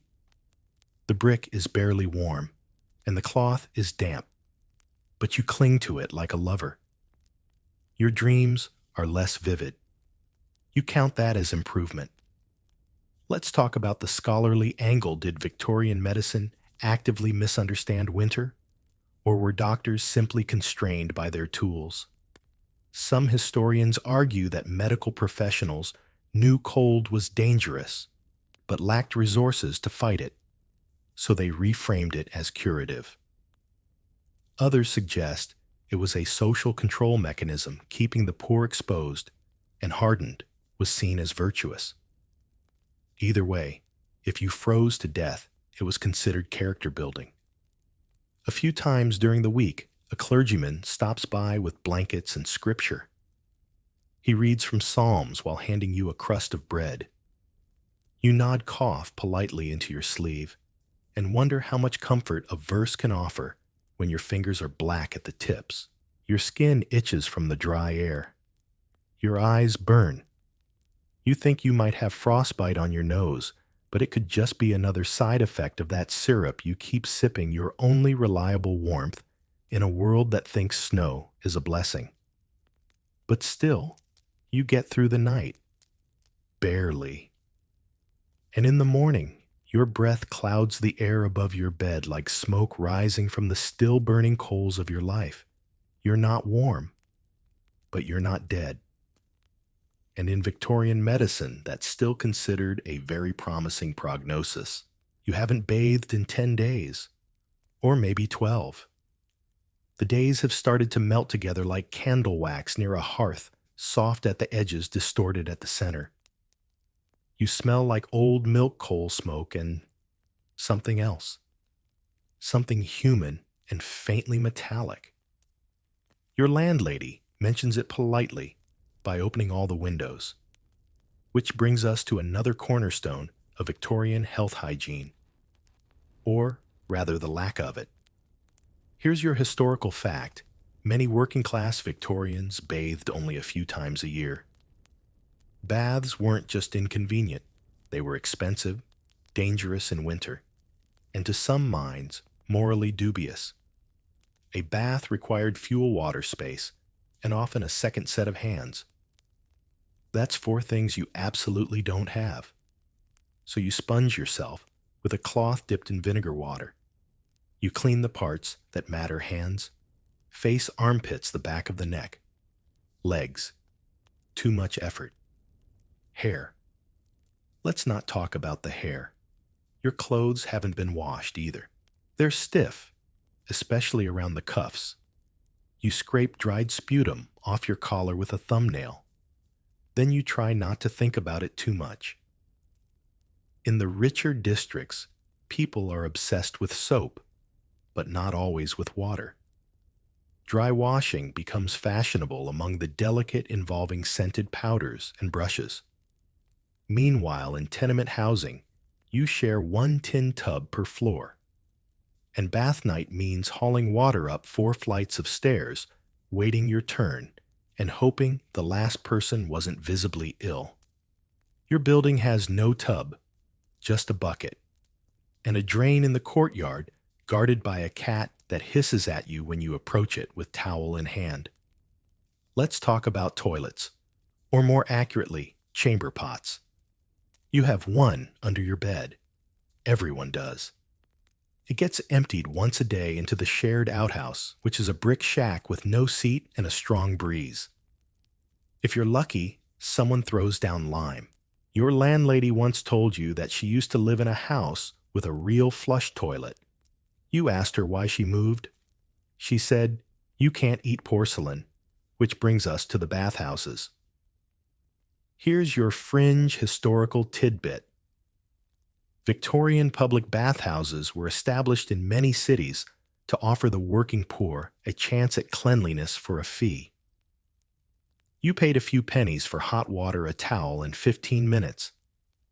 They were often gender-segregated, poorly ventilated, and overcrowded. If you didn't catch something on the way in, you probably would on the way out. You decide to visit one. It's 6 streets over, and by the time you get there, your knees are screaming. You pay your coin and wait in line beside a chimney sweep, a girl with a bandaged head, and a man who smells like fermented cabbage. When it's your turn, the attendant hands you a bar of soap. It crumbles. You don't ask what's in it. Inside the bath stall, the water is lukewarm. The tub is chipped. You lower yourself slowly, every joint resisting. But when the water touches your skin, despite the smell, you nearly cry. You didn't realize how long you'd been cold, or how long you'd gone without touching anything that wasn't stiff, sharp, or filthy. You scrub until your hands are red. Then the time's up. Knock, knock. Out you go. You wrap yourself in your own damp clothes and shuffle home cleaner, but exhausted, and possibly damp enough to catch another cold. But at least now, you're no longer sticking to your own bedding. Here's where the historians still argue. Was Victorian hygiene truly limited by infrastructure or by ideology? Some claim people wanted to bathe more, but the plumbing just wasn't there.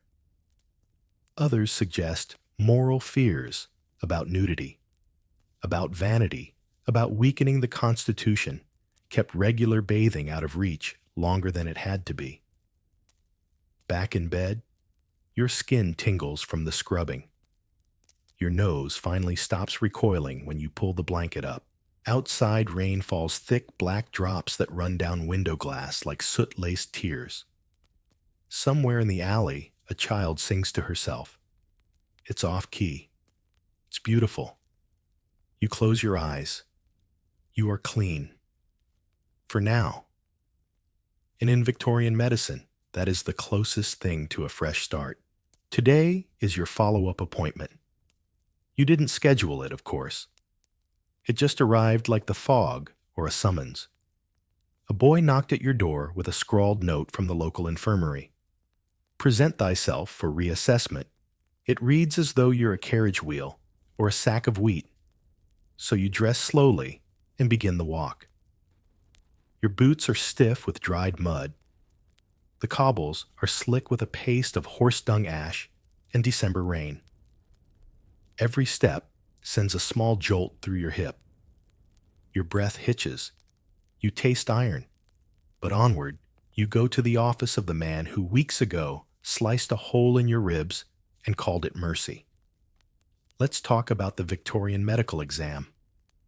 The tone is formal, the furniture stiff, and the physician's mustache sharp enough to qualify as an additional surgical tool. You sit in a cracked leather chair that smells of winter coats and damp dogs. He doesn't offer you tea. Here's your historical fact. Victorian doctors relied on observation more than conversation. Stethoscopes were still, novel thermometers were unreliable, and patient complaints were seen as at best starting points. A real diagnosis was made by watching how you walked, coughed, or grimaced under pressure. The doctor examines your tongue, your eyes, your fingertips. He listens to your chest without warming the metal. You gasp. He nods. Then comes the percussion, tapping your back with 2 fingers as if checking for hollow spots. He makes a sound like and scribbles something in a ledger. You peek. The handwriting is an unreadable tangle, but you do spot the word thesis. That's not good. Here's your fringe tidbit. Prethesis was a catch-all term used for wasting diseases, especially pulmonary tuberculosis. It means to waste away. The word is ancient Greek in origin, and by the 1800s, it had become a death sentence whispered in Latin, so the patient might not understand. You ask, "Am I dying?" He says, "Aren't we all?" That's a no then. Or a yes. Hard to tell. He prescribes a tonic. It contains cod liver oil iron filings and something called elixir of beef. It smells like despair and pennies. You're told to take it thrice daily, or until the coughing subsides, or until you expire, whichever comes first. Victorian medicine loved a tonic. If it was brown bitter and made you wince, it was probably doing something. Or at least it was keeping you too nauseated to complain. Back outside, you head to the chemist. Here's where you meet the other kind of healer, the chemist, with his dusty rows of bottles, his handwritten labels, and his quiet knowledge that he sells more hope than cure. He fills your prescription with a smile.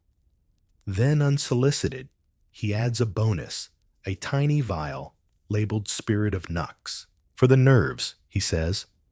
You hesitate, he winks. You take it. Because in Victorian, healthcare compliance wasn't enforced. It was assumed. Patients were expected to follow orders, but not supported in doing so.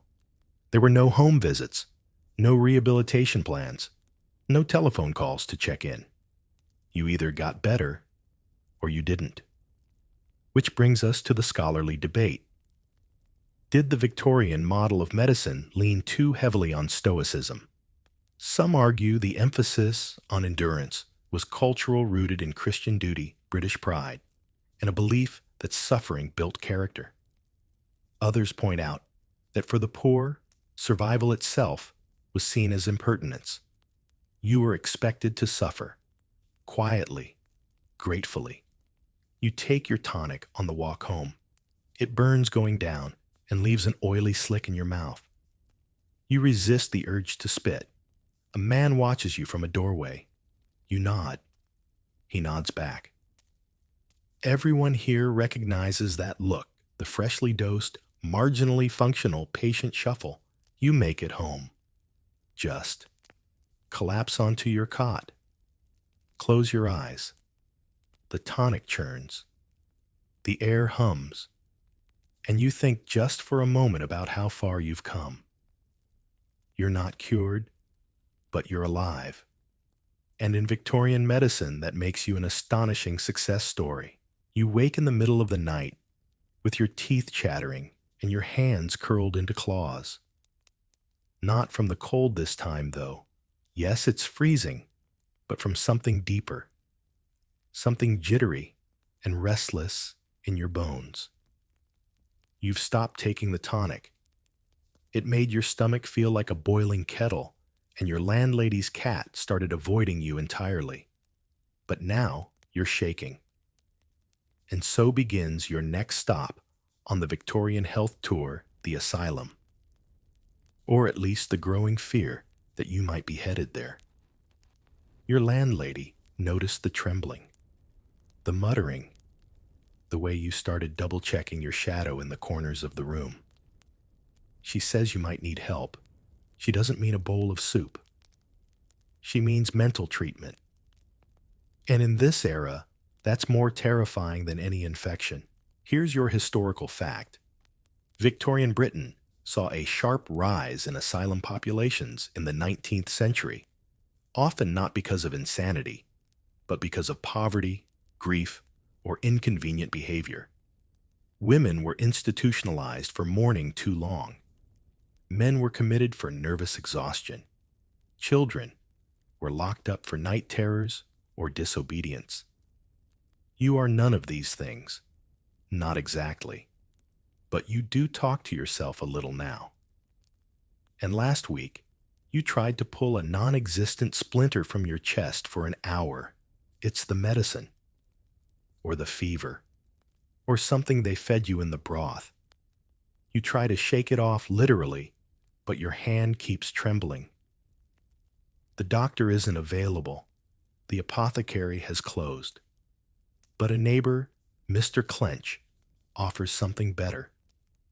A sedative draft, he says, producing a small bottle wrapped in paper and bound with twine. Got it from my cousin, who used to clean the madhouse. You know you shouldn't, but you do. The drink is thick, molasses dark, and tastes like burnt licorice. Within minutes, you feel the weight of it pulling at your limbs. A warm fog settles in your brain. Your thoughts stop pacing the floor. For now. Here's your fringe tidbit. Victorian asylums often experimented with herbal sedatives like henbane valerian and even extract of foxglove. The results ranged from mild calm to full-body paralysis. Some were meant to quiet patients. Others were just meant to keep them still. You remember hearing stories about the York Retreat, where patients were treated with kindness, fresh air, and routine. But that was the exception. Most asylums were less retreat and more warehouse places to store the unmanageable, the inconvenient, the noisy poor. If you went in, you rarely came out. And so you decide to fake wellness. You walk with more purpose. You hum. You shave with a dull blade and try not to scream. when it nicks your chin. You comb your hair with your fingers. When someone asks how you're doing, you say much better. It's what they want to hear. There's a phrase you hear tossed around by the cleaner tenants' moral treatment. It's the idea that the mentally ill can be healed through proper behavior, good Christian living, and enough fresh air. It's medicine via obedience. If you act sane, you become sane. You pretend to believe it, because the alternative is restraint, chairs, cold baths, and months of silence behind iron gates. The scholars are still debating. The legacy were Victorian asylums, places of healing, or social prisons. Some records show genuine compassion from staff. Others show decades of neglect, abuse, and unchecked authority. The truth, as always, lives in the margins between what was written down and what was felt in the night. Back in your bed, you try not to blink too fast. You avoid sudden movements. You teach your body to mimic health. You sleep lightly. If you dream, you don't remember. And in the morning, when your landlady peeks in, you smile. A slow, calm, rehearsed smile. Because in Victorian medicine, sometimes the best way to stay out of the asylum is to act like you never needed one in the first place. The fog doesn't lift for 4 days. You keep checking the window, but the world beyond remains a ghost. Horses become vague shapes. People drift like whispers. And still the coal fires burn every chimney, exhaling more into the sky. By the 4th morning, your handkerchief comes away black after a single blow of the nose. You've lived with the filth of Victorian medicine. Now, welcome to the filth of Victorian industry. Here's your historical fact. London's air during the 19th century was among the most polluted on Earth. The industrial boom meant more factories, more furnaces, more smoke. There were days when visibility dropped to mere feet. And into this muck, everyone still walked, breathed, and lived. Your lungs are not impressed. The doctor once said your cough might improve with a sea breeze. But unless the Thames has recently become the English Riviera, that's unlikely. You try tying a damp cloth around your face before stepping outside. It helps. A little. But the stares make you self-conscious. You see other people trying tricks too. Ladies with lace handkerchiefs perfumed with lavender oil. Boys holding slices of onion to their noses. Some swear by camphor crystals tied in little cloth sachets, breathing them like a holy ritual. You try that. The camphor burns your nostrils. You sneeze for an hour. Back home, your windows are black with soot. You rub at one pane and uncover a square of daylight the color of weak tea. Below the street glistens not from rain, but from the constant slick of industrial runoff. The gutters bubble. You cough again. Something dark and unpleasant comes up. You try not to look. Let's add a fringe fact. Many Victorians believed coal smoke was healthy. They thought it cleansed the air of worse miasmas. Some doctors even prescribed coal fumes as a treatment for throat conditions, believing the warmth soothed inflammation. This theory aged badly. The government tried to intervene. A bit. There were acts and ordinances, commissions and inquiries, but they rarely led to enforcement. And factories kept building taller chimneys, not to reduce emissions, but to scatter them more widely. Out of sight, out of lungs, out of mind. Your landlady sweeps daily. Her broom leaves trails of black along the floorboards. She tells you a story of her sister who moved to the countryside and got her pink cheeks back. You ask if she'll go visit. She snorts. And leave all this luxury. The irony is palpable. The worst of it hits at night. With the fires burning and the fog pressed low, your tiny room becomes a box of fumes. You crack the window and freeze. You close it and choke. You sleep with your face buried in a scarf, your chest wrapped in towels soaked in vinegar and eucalyptus. It's not helping. Which brings us to the scholarly debate. Was Victorian smog the result of neglect or the cost of progress? Some historians defend the era's ignorance, scientific knowledge was limited. Others argue that the health consequences were obvious, but economic momentum couldn't be slowed. After all, coal was prosperity, and black lungs were just part of the price. You hear coughing from other rooms now, not just your own. The boy upstairs hacks so hard it wakes you. The woman down the hall speaks with a permanent rasp. No one mentions it. No one complains. You all simply adjust. Evening comes. You sit near your little stove, watching the fire flicker blue. That's bad. A clean coal fire should burn orange. But you're too tired to care. You wrap yourself in layers and sip something that claims to be lemon cordial, but tastes like melted wax. You wonder if your lungs will ever feel clear again. Probably not. But you're still breathing, and in Victorian medicine, that's enough to send you back to work. Your first day back at work is exactly what you feared worse than death, but with fewer perks. You'd been told to ease into things. Your body disagrees. It seizes protests and begins leaking from places you didn't know had moisture left. But you return anyway because you must. Because in Victorian Britain, recovery ends the moment you can stand. If your legs move and your heart's still ticking, you are legally and socially ready to resume productivity. Here's your historical fact. Victorian workers often returned to labor long before full recovery. No sick leave, no rehabilitation. You showed up or you were replaced. Injuries healed on the job, if they healed at all. You stumble through the streets re-wrapped in your threadbare coat eyes, bleary lungs tight. The factory gate yawns open. Inside, it's a furnace of noise gears, grinding belts, whipping steam, hissing like furious serpents. Someone shouts. Someone falls. No one stops. You don't have a proper station anymore. They reassigned your spot during your illness. Now you're at the back near the vent, where smoke leaks, where light doesn't reach. Your job sorting metal scraps into bins all day standing. Your knees wobble like boiled noodles. You try to pace yourself. You fail. The man next to you. Harold coughs blood onto his sleeve and shrugs. Lungs gone, he says, as if he's misplaced a glove. You manage 2 hours before your hands cramp so hard your fingers curl into fists.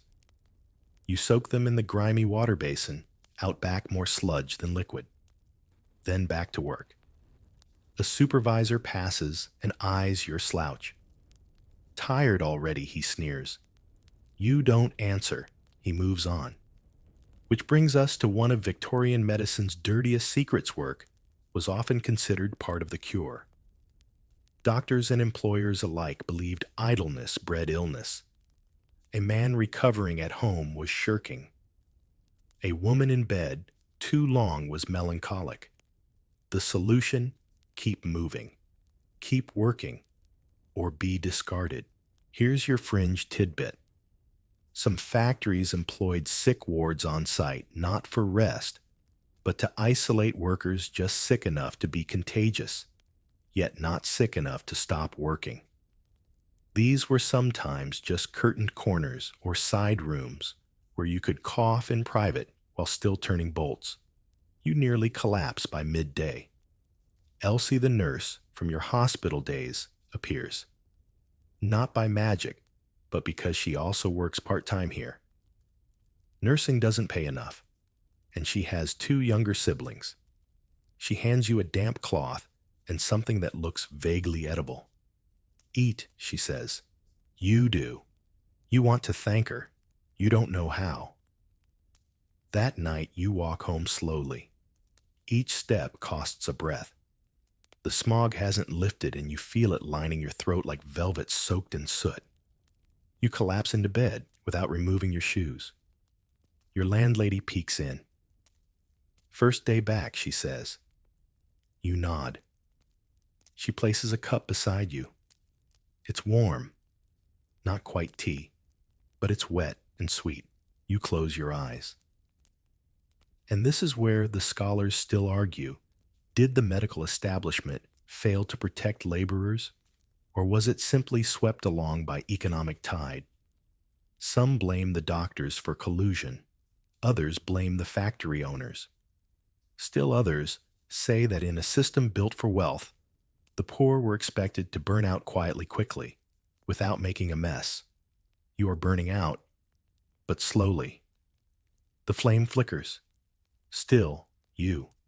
Still here. And in Victorian medicine, survival while standing is more than a miracle. It's a job requirement. The weather breaks. For the first time in weeks, the sun shows its face, not warm, not golden, but pale and puzzled, like it forgot what season it was. You squint into the light as if it might cure you. It doesn't. But it does dry your laundry a little faster, and that's its own kind of salvation. You hang your shirt on a line, strung between two broken chairs, and watch it sway in the breeze, heavy with soap and regret. And for a moment, you feel the faintest echo of something like health. Not comfort, not joy, just a stillness, a pause in the coughing, until you feel the itch. It starts on your wrist, then your chest, then behind your ear. Within the hour, you're scratching like a dog with secrets. You lift your shirt, flex. Moving ones. Which brings us, dear listener, to another staple of Victorian recovery lice scabies, and the entire ecosystem currently living on your person. Here's your historical fact. Vermin infestation was rampant in 19th century hospitals and working class housing. Lice were so common, they were considered part of the background noise of illness. Bed bugs were less a nuisance and more a biological certainty. You boil water. You strip the sheets. You scrub your skin raw with a coarse brush and lye soap so harsh it could strip paint. The water stings in your scratches. You mutter a prayer. Not to God necessarily. To the soap, perhaps. Or to whatever ancient creature is nesting in your eyebrows. You're not alone. Your neighbor, young Timothy, has a scabies rash that's spreading like a map of railway lines across his torso. He shows you. You wish he hadn't. Here's your fringe tidbit. Victorian NIT combs were made of metal and used so aggressively, they often removed more skin than parasites. Children were routinely deloused at school with vinegar and kerosene. Adults, you were expected to sort yourself out.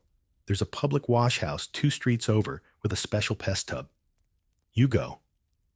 The attendant hands you a mixture of sulfur powder vinegar and something she calls bay leaf extract with a wink.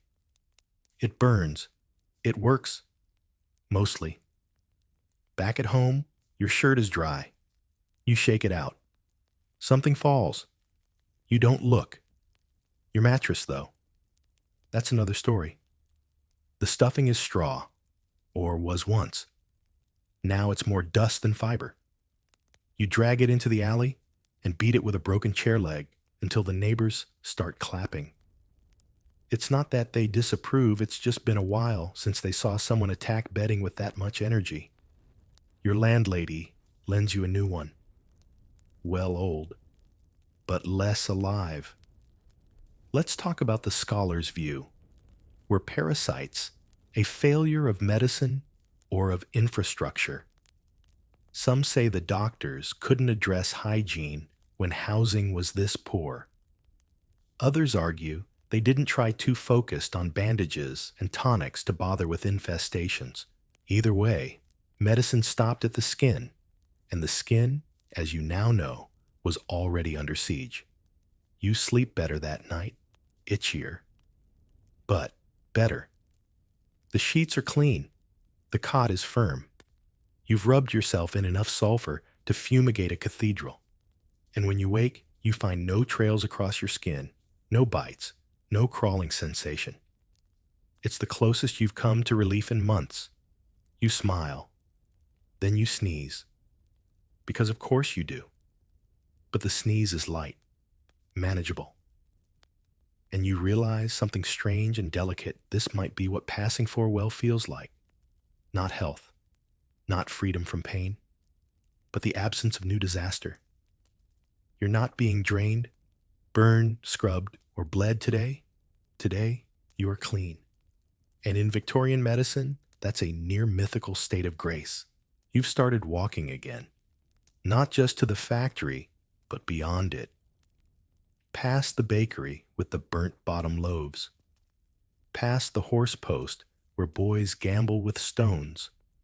Past the chapel where mourners come in pairs and leave alone. You walk, not because you want to, but because your doctor said you should. It's the new thing, open air therapy. The latest fashion in Victorian recovery. Fresh air. Nature. Walking in the cold to warm the soul. Here's your historical fact. Open air treatment became popular in late 19th century Britain, especially for tuberculosis and nervous disorders. Patients were sent to sanatoria or instructed to walk for miles every day, rain or shine, to stimulate the lungs and fortify the spirit. Your lungs don't feel fortified. They feel like wet paper stuffed inside a rusty cage. Still you walk. You pass the canal and the collapsed fence where a goat sometimes wanders. You nod to it. It does not nod back. Today's walk takes you to the edge of the city, where soot thins into soil, and factory roofs give way to hedges and chickens. The sky is vast out here, not cleaner, but wider. You sit on a stone and breathe, a full breath nearly. You don't cough. You marvel. Then your legs cramp. You rise with a grunt and begin the shuffle home, determined not to keel over in a cabbage patch. Back in town, the fresh air obsession has taken hold. You see it in the advertisements, lung-strengthening lodges in the Lake District, seaside boarding for the convalescent. There's even talk of a new park near the hospital where patients can walk in circles and not die quite so quickly. You've seen one of these parks. It's a square patch of lawn between 3 gas lamps and a fence. A drunk sleeps on a bench snoring through his bandages. Still green is green. Here's your fringe tidbit.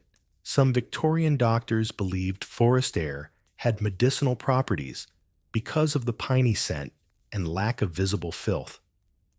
They encouraged patients to walk barefoot on grass, to hug trees. One physician wrote quite seriously that the fir's exhalations are God's own remedy. You try sniffing a potted fern. Nothing happens. Yet you walk again the next day. And the next. Your joints loosen. Your spine straightens. You start to recognize people on the same circuit. An old man with a limp. A woman holding a kitten in a shawl. A baker's apprentice who hums sad songs. One morning, it rains. You walk anyway. Your landlady thinks it's madness. Cold'll climb in through your shoes, she warns. You nod. But go. Because you've discovered the truth behind the therapy. It's not the air. It's the movement. It's the world beyond your window, reminding you it still exists. You reach a small hill on the edge of town. Not much of a hill, really. More like a bump in the earth. But from here, you can see the rooftops, the river, the plume of smoke from the brickworks. It's ugly. It's home. And you're standing on your own unaided with lungs that ache but obey. Here's where historians pause. Did open-air therapy genuinely improve health? Or was it a placebo dressed in pastoral language? Some point to lower death rates in sanatoria. Others argue patients simply fared better with rest, food, and routine, regardless of location. You sit on a stump. The sun touches your face like a finger dipped in honey, soft, thin, but enough. For the first time since surgery, you don't feel like a patient. You feel like someone recovering. And in Victorian medicine, that's the closest thing to freedom you'll ever taste. The letter arrives folded in thirds, sealed with a thumbprint of wax and smelling faintly of mildew. You recognize the hand before you unfold it, round nervous loops, smudged where the pen lingered too long. It's from your cousin in Leeds, the one whose son died last winter of gastric fever, which you now understand meant dysentery. He writes to say his wife has taken ill. Weakness, chills, and now a rash. He's heard you've some knowledge of medicine, and would you mind visiting? You laugh once dry and sharp. You've never felt further from knowledgeable in your life. But you pack a satchel anyway. A bottle of vinegar. Some of the good bandages Elsie smuggled you. A half-full vial of chlorodyne you swear you'll use responsibly. And a spoon. Because spoons are useful. For feeding. For mixing. For comfort. You board a cart the next morning. It rocks like a boat. Your joints complain with every jolt. But you arrive.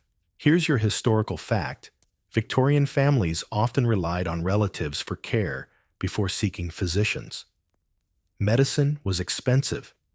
Hospitals were full. So you turned to the nearest person who'd survived an illness and hoped they could pass that luck on. Your cousin's wife is thinner than memory.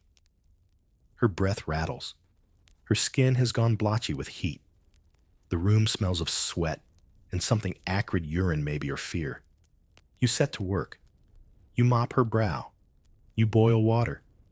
You cool her lips with damp cloths. You force her to sip broth through a chipped mug. She groans. You count that as a win. You strip the bedding and find lice. You change it. You open the window. You close it when the coughing worsens. Your cousin hovers in the doorway, like guilt-made flesh.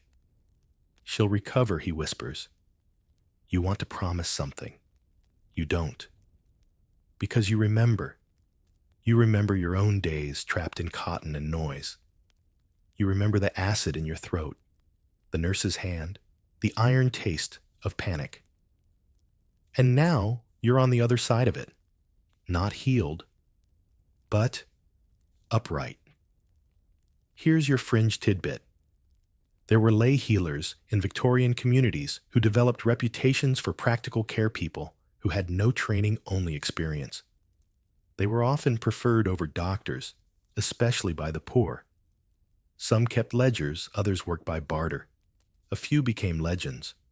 You don't feel legendary. You feel like someone trying not to cry. Her fever breaks on the third day. You see it in her eyes, first clarity, then confusion. Her mouth opens for the spoon without being asked. Her hand finds your wrist and squeezes. You nearly drop the mug. You stay another day, then another. You sweep. You boil more water. You tell her a story about the goat near your lodgings. You lie and say you've been sleeping well. She lies and says she remembers your visit from the start. The cousin hands you a shilling as you leave. You try to refuse. He insists. You kept her, he says, voice thick. I'll not forget that. The cart ride home is slower. Your body aches less. The sky seems wider. And here comes the scholar's question, was the real backbone of Victorian healthcare. The informal network of ordinary people, mothers, cousins, neighbors, who bore the weight of illness without glory or recognition. Historians debate it. You don't. You lived it. And now, with tired hands and soot in your coat, you know the truth. The closest thing to healing in Victorian medicine is being well enough to help someone else survive. You're invited to a dinner. Not by your landlady, nor by anyone you owe money. A proper invitation from Elsie the nurse. You stare at the note twice just to make sure it wasn't meant for someone else. It's written in pencil, gently smudged, tucked inside a folded scrap of linen. It says, "Just soup and bread. Come anyway." You have not been to a social meal in months, maybe longer. You wear your least stained shirt. You brush your hair with water and fingers. You don't smell like a corpse. That feels like success. The walk is short. Her building is nicer solid brick flower pot on the sill, no smell of damp plaster or despair. You feel out of place immediately. Inside, warmth clings to the wallpaper. The windows are steamed. She greets you in a flour-dusted apron, and no corset, which feels like a scandal you're not brave enough to name.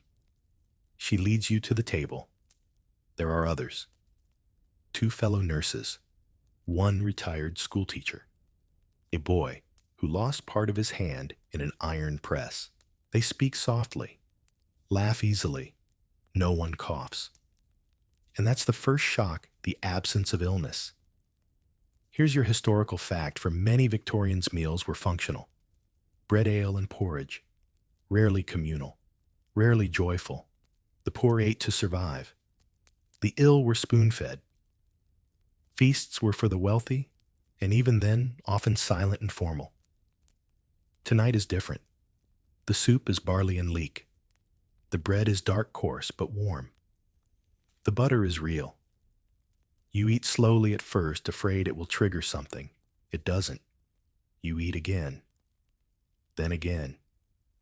You listen more than you speak. They talk about shift rotations, about the woman in Ward 3 who swears she was visited by the Virgin Mary, about a doctor who tripped over his own stethoscope and pretended he meant to kneel. Here's your fringe tidbit. Some Victorian nurses formed secret supper circles, meeting in private, to share food, laughter, and grievances. These were places of solidarity, places to remember they were people, not just tools. Elsie pours tea. Real tea. With sugar. You nearly cry. Someone plays a piano in the next room. Badly. But the tune is sweet. And here's the deeper truth. Recovery doesn't just mean the absence of disease. It means the return of appetite, of laughter, of human company. No one at this table knows what you've been through entirely, but they nod when you mention the tonic. They grimace when you describe the fever dreams. They raise their cups when you say, "I thought I might die," because they did too once. The evening ends with smiles and second helpings. You leave with a small bundle of bread wrapped in wax paper. And for the first time since surgery, you don't limp on the way home. Let's pause for the scholarly take. Was Victorian convalescence just a medical state, or also a social one? Some argue recovery was incomplete without reintegration. Others say the medical system never accounted for the soul at all, just the symptoms. You reach your building. The fog doesn't seem so thick tonight. The cat lets you pass without hissing. Your bed feels softer. You are not healed, but you are fed. You were invited. And in Victorian medicine, that's a rare and precious prescription indeed. The letter comes on a Tuesday. You almost throw it out. No seal, no return address.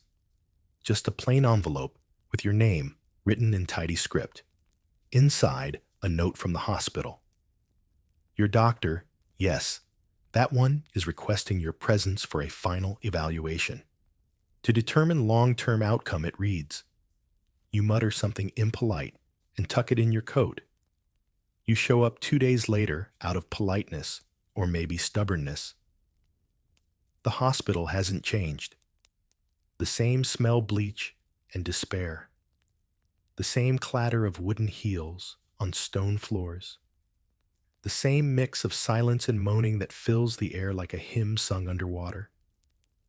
You're led past the intake hall, past the iron bed frames into a small examination room that feels too clean. It's colder in here somehow. The doctor, appears fresh starched coat and that ever-pursed mouth. He examines you in silence. Here's your historical fact. Victorian doctors rarely asked about how a patient felt. They looked poked and concluded. Your posture, you're breathing the color of your tongue. A quick knock to the chest. A tap at the knee. He notes that your pulse is steady. Your lungs crackle, but no longer gurgle. He writes something down. Remarkable recovery, he says finally. Then discharge complete. You stare at him. Discharge? You haven't stayed here in weeks. But that's Victorian medicine for you. Recovery is paperwork. And once your symptoms subside, you vanish from the record like steam from a teacup. You ask what to do if the cough returns. Boiled leeks, he says, and less worry. You nod. You leave. Outside, the air is soft, unseasonably mild. People walk with their coats open. A woman laughs on a corner. A child drops a crust, and a bird steals it in one bite. You walk the long way home. You pass a second-hand shop and see your reflection. Thinner, pale, but upright. And for the first time in months, you look like someone not dying. Here's your fringe tidbit. Some convalescents in Victorian Britain were asked to write letters to future patients to offer hope, encouragement, or simply advice. The letters were kept in hospital records, passed hand to hand like secret relics. You think about what yours would say. Maybe wear socks, take the tonic, avoid the goat. Or perhaps just, you will forget the worst parts. And that's mercy. You return home. Your bed waits, still slightly damp, still slightly itchy, still yours. Your landlady sees you and smiles in that almost approving way. You're better, she says. You shrug. Not worse. She nods. That night, you make tea. Actual tea. From a small tin you'd been saving. You sip it slowly, letting the steam curl around your nose. And here's the final scholarly debate. Did Victorian medicine cure people? Or did people survive in spite of it? Some historians say the system was heroic, dragging science from leeches to labs. Others say it was brutal, haphazard, and dependent on sheer will. You say nothing. You just sip your tea. The candle flickers. You cough once, then stop. The night is quiet. And in Victorian medicine, this silence, this stillness is a miracle. So now, as the city settles and the fog curls low across cobblestone alleys, let yourself settle too. Your breath, though raspy, is steady now.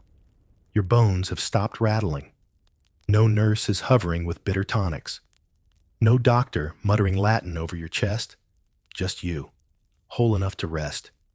You remember the bed bugs, the broth, the bitter bark steeped in rainwater, the scrape of rusted metal against skin the sting of vinegar compresses, the long, echoing silences between footsteps when you weren't sure if anyone would return. But that's behind you now. You're not in the ward. You're not in the factory. You're not wrapped in stained bandages, counting spoons and hoping for toast. You're here, listening, still breathing, still warm enough to feel it. There's a chill on the air tonight, but it's not the kind that seeps into your lungs and names itself a diagnosis. It's soft, familiar. You might even crack the window for it. The cat outside has stopped hissing. The candle beside your bed flutters one last time and then stills. You're no longer a patient, no longer marked by the smudged ink of some surgeon's notes. You are just a person, a quiet one, in a quiet room, and sleep is safe now. No bells, no boots, no blood, just the hush of your breath, and the healing that never made it into any textbook, but lived in tea and kindness and being asked to dinner. So rest. Breathe deeply, even if it whistles. Pull the blanket up. Let the smog fade, and the aches soften, and the memories drift into mist. You made it. You survive Victorian medicine, which means truly you can survive anything.